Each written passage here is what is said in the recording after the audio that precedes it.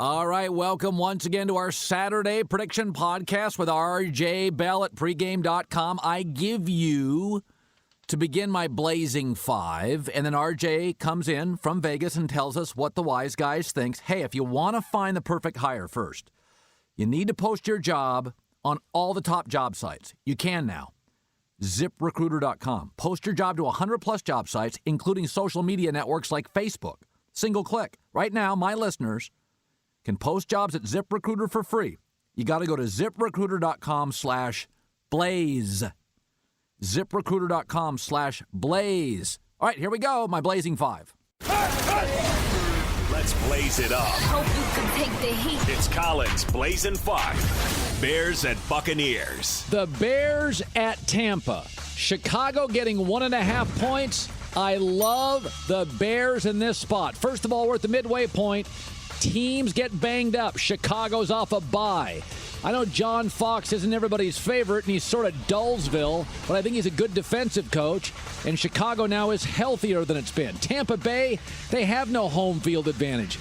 They've lost 17 of their last 20 home games at Raymond James Stadium. I think Chicago comes in rested, healthy, and wins 30-21. Dolphins at Chargers. Dolphins getting 3.5 at San Diego. Like it. I love it. I'll take Miami. The Dolphins actually, since their offensive line got upgraded, have really become a power football team. Have you watched them? The Dolphins are 4th in the NFL in 10-plus yard runs. Cowboys, Titans, Bills are the only teams better. They have not committed a turnover during their winning streak, yet they have forced 4 turnovers. And San Diego's a team I just don't trust. I'll take the Dolphins 24-23. Packers at Titans. Tennessee, not a great home team, but they're getting 2.5 at home against the Packers. I'll take the Titans. Listen, Green Bay's offense, they have their moments, but they've scored just 2 second-half touchdowns, 1 TD pass in 3 road games this season. And since Week 5, the Titans rank 3rd in the NFL in points a game. DeMarco Murray's having an excellent year, 2nd in the league in rushing at over 800 yards. And Marcus Mariota, quietly, has become one of the great red zone passers in this league. 116.2 quarterback rating. Only Breeze and Stafford are better. Tennessee's one of those interesting, mediocre teams, but I'm going to take them at home 27-26 against the Packers. Broncos at Saints. I couldn't even believe this line. Broncos getting points at the Saints? Oh, come on. Denver looked awful on national TV and got pushed around by the Raiders.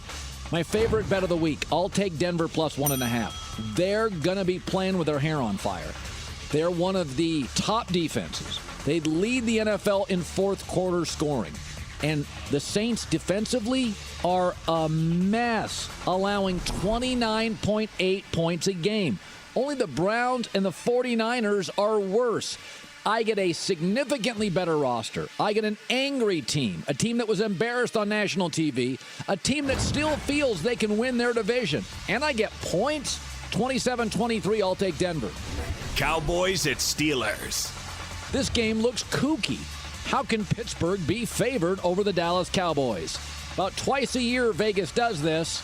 I'm going Pittsburgh. Yep, I'll swallow the 2.5. First of all, Dallas is allowing in their last month of games quarterbacks to throw at a 70% clip. And Big Ben at home at Heinz Field in November and December since 2013 is 11-3 at home. Okay, don't watch the game last week for Big Ben. Coming off an injury and rusty. Now he goes back to comfortable Heinz Field. This is a Dallas team with a secondary, Mo Claiborne out, Barry Church out, and they don't have a great pass rush. This, for Pittsburgh, is a rebound game, a more important game, defending their home turf game. When they turn it on, they can play with anybody. Pittsburgh 31, Dallas 23. All right, time to bring in RJ Bell at RJ in Vegas, pregame.com. Last week I went 2-2-1. Let's start with this. Bears at the Bucks. Got to be honest, Tampa Bay's almost no home field advantage. I like Jay Cutler plus 1.5. What do the wise guys think? You've got agreement on this game, Colin. And something else you should feel good about as an aficionado of Vegas is you've really beat the number on this one. Right now, this baby is up to the Bears, favored by 2, and you've got a ticket in your pocket, a pick, Bears plus 1.5. That is wise guy pride. Yes. Another favorite here of the wise guys, net yards per play. We talk about it every week. This is hard to imagine. Number 1 in the league, Atlanta, net yards per play. Number 2, the Chicago Bears. 2 teams in this league, the Bears and Washington, we don't think of as offensive powerhouses, but Washington, similarly to Chicago, they churn out yards. But remember now, we're talking net yards per play. So it's how many yards Chicago gains versus how many yards they give up per play. So the net yards, this is literally saying the second best team in the NFL. Now, we know that's not true, but man, they're better than their record. You're absolutely right. Also, Tampa's home field, one of the smallest in the NFL. Last 31 home games, they've won straight up. They've won 6. Yeah. 6 of 31. So you've got a ticket where the Bucks have to win in order to cover. History looks really good there. Bears and Chicago didn't play last week. They come off a bye. That matters here against the young quarterback, I think. No, I think you're absolutely right. And also the energy on the Bears is good. Jay Cutler, I had one wise guy tell me he's never seen Jay Cutler look so enthused, so engaged, so much of a leader on the sidelines like he was 2 weeks ago against the Vikings when the Bears upset them. I decided to do some reading, right? So I read some local Chicago papers, the beat reporters. Here's what I uncovered, right? If you look at the contract of Jay Cutler, if they would have cut him this year, it would have been $19 million in dead cap money. Right. If they cut him next year, $2 million. So literally they have to choose next year to pay Jay Cutler. There's really little to no dead money, and thus the sunk cost of the decision is over. Now it's, do we want to pay this guy one of the elite QB salaries in the NFL? I think odds are against it, and thus Cutler is auditioning for his next job. Yep. So I think we're going to expect this new attitude to continue at least for a while. One thing, a lot of optimism about Tampa entering the season. Yeah. Fallen way short, Colin, but Doug Martin, their running back, not a big name, super important to the team. His absence has been a big problem. Now he's back this week, but remember, first game back, he probably won't contribute as much as you might think. I think over the course of the rest of the year, the Bucs might trend up, but for this game, total agreement on the Bears. Yep, Bears plus 1.5. All right, Packers at the Titans plus 2.5. I actually think Marcus Mariota, I'm seeing a star develop. I really, really like him, especially in the red zone. So I'm going to take the Packers plus 2.5 at home against Green Bay. What do the wise guys think? You've got slight agreement here. Talking about Tennessee first is Mariota, I think you're right that he's trending in the right direction, but I think it's more about the running game. Right now, Tennessee is making a commitment to run the ball, to be physical, more physical than the typical NFL team, and Tennessee has the third most rushing yards in the NFL and the third most yards per attempt. So that's helping Mariota not have to carry the entire team. Speaking of that, Green Bay, lack of playmakers. All this talk about Aaron Rodgers, it really comes down to playmakers is what all the sharp guys are telling me. And the injuries and the hobbled players they've got making it even worse. And if you talk to the X's and O's guys, they will tell you that Green Bay has a vanilla offensive scheme. Yeah. Now, when Aaron Rodgers was in his prime, the playmakers were there. Vanilla was enough. Now it's not enough, and they don't have the scheme to kind of compensate for the fact that they don't have the playmakers. And by the way, they're not dominant at home anymore. Well, listen, I don't know if that's true generally because they've been so dominant at home. I know last week was a shock. I mean, I was shocked, and you were on it, so kudos. I mean, the idea that the Colts were going to dominate that game, Indy was really tired. They don't play well on the road, the Colts. Green Bay was rested. In the prior 7 weeks, they only had one road game, and their home field advantage, if you look since 2012. Oh, yeah. The numbers are great. 29-10 straight up, one tie, and away below 500, 19 and 20. So think about that. We got a team when they were competing for Super Bowls every year that's been below 500 on the road. And now they're on the road again, and they also, without playing very well, and they know they have a tough schedule ahead because of all those home games that are past them. And a little more psychology here. Aaron Rodgers, and listen, you had an interview, I don't remember who the Packer player was, talking about California cool. Greg Jennings. Even during the high-flying years, there was some pessimism about Rodgers, a little bit of resentment. Now they're not playing so well. He's not playing so well, and he's calling the team out. Yes. After the game. Projecting last week. Yes, I have energy. I don't know what happened to the rest of the guys. Yeah, I think usually NFL teams with their back against the wall do well. I'm not sure that this team doesn't fall apart, and we really don't need that. We're getting points at home with your pick. Total agreement on the Titans. All right, Broncos plus 1.5 at the Saints. I think Denver on national TV went out and not only lost to Oakland, really got pushed around. And I think Denver comes back really focused. This is a physical team. And for the first time since I can remember, they got pushed around the field by the Raiders. I think the Broncos bounce back. I will take them plus 1.5 at dangerous New Orleans. What do the wise guys think? Disagreement here. Wow. You're on the other side of the line. Move big money on the Saints. And this is really an unfamiliar situation with Denver. First off, obviously, they only play at New Orleans once every 8 years. And whenever you have a quirky venue, and the Dome, especially New Orleans Dome, that's a quirky venue. And if you're unfamiliar with it, that's a negative.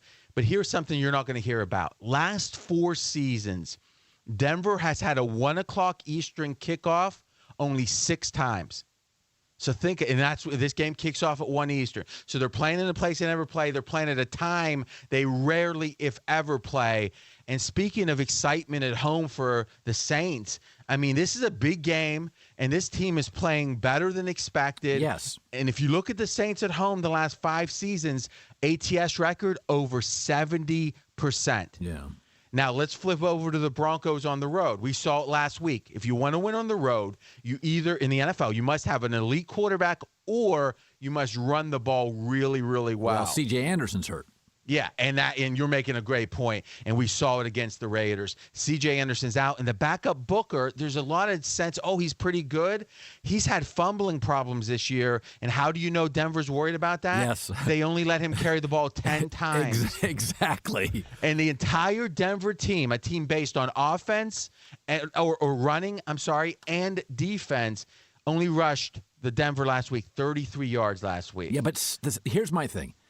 Boy, New Orleans defense could make Trevor Siemian look pretty good.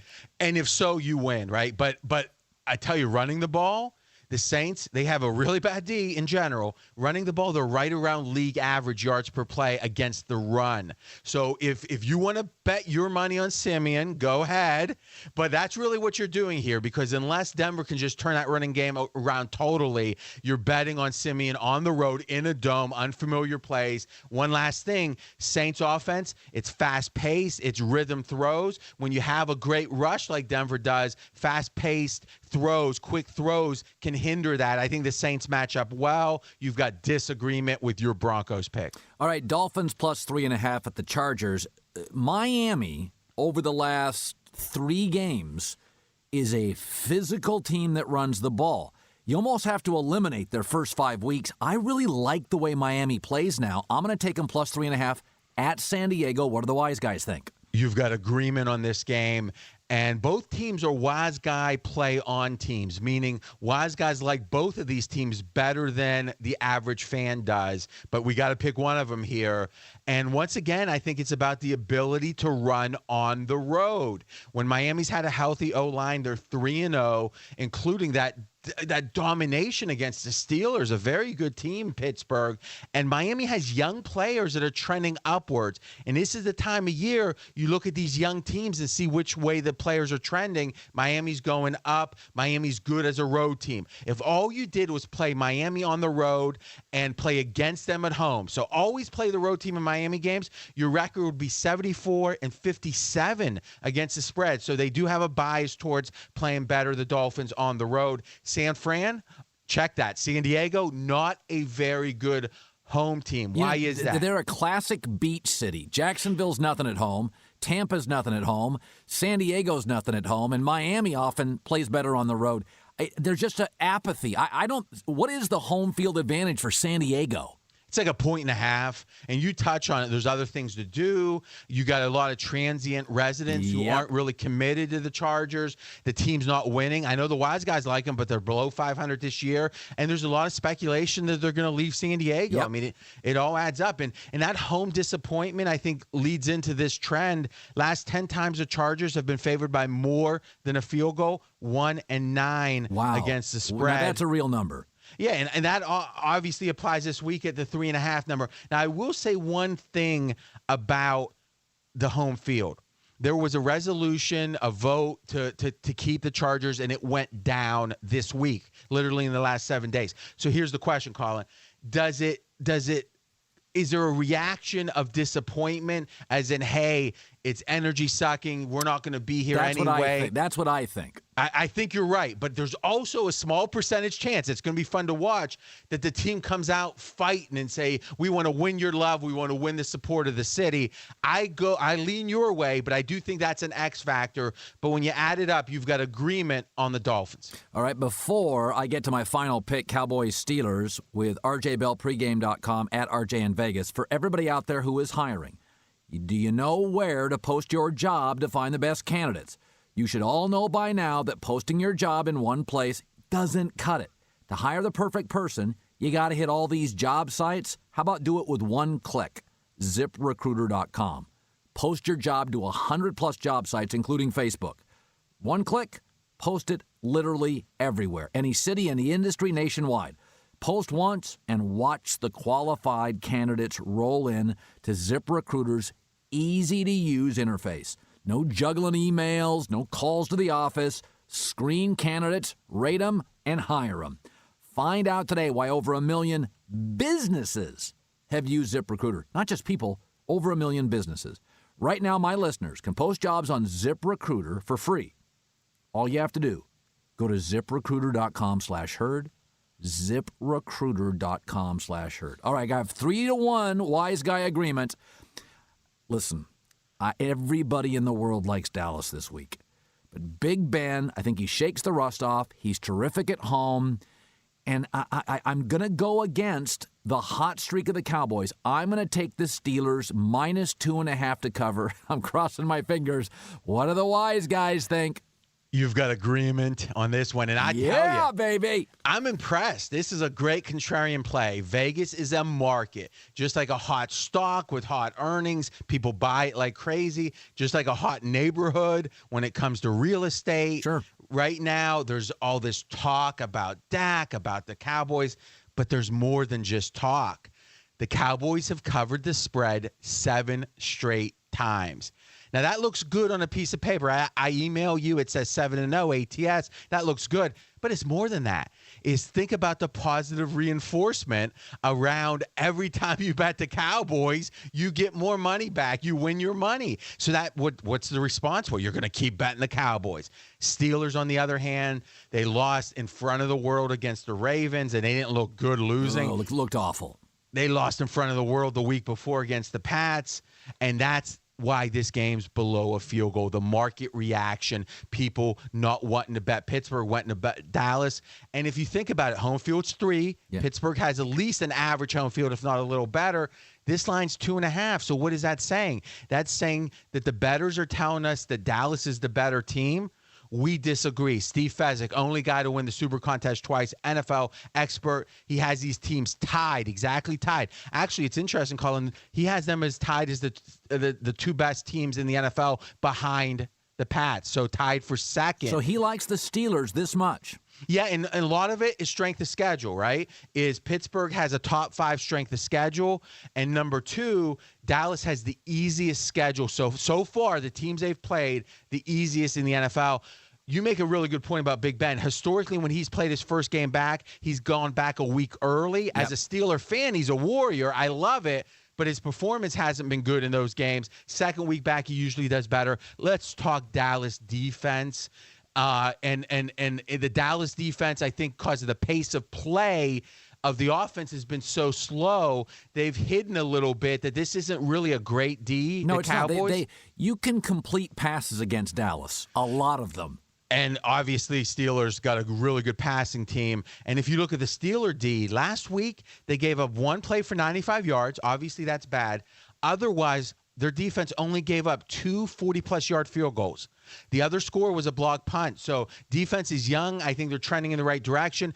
You know, you and I agree on Tomlin. He lets this team get lackadaisical sometimes. But when their back is against the wall, man, oh man, Pittsburgh plays tough. Here's the trend of the week. You won't hear this one anywhere else. Pittsburgh-Baltimore, obviously the biggest rivalry. They played last week. When the Steelers do not cover against the Ravens, the next game, last 13 times that's happened, they've only lost against the spread the next game once. So this team doesn't sit and sulk after a disappointing performance. They tend to step up. We've seen that in many situations with Tomlin. We're getting the Steelers at home, laying less than a field goal. Total agreement. 4-1. RJ Bell, pregame.com, at RJ in Vegas. I feel really good about my picks this week. Even the one the wise guys don't like, I like Denver. I honestly, I don't. And whenever I feel this good, bad things happen. But I feel very. Yeah, I think you're getting a little cocky, right? You can't say you. I respect you're going to stick to your pick, but you should not be confident. Okay, and I'm going to have low self-esteem all weekend. Well, listen, 4 out of 5. Okay, RJ, good talking to you, bud. Thank you.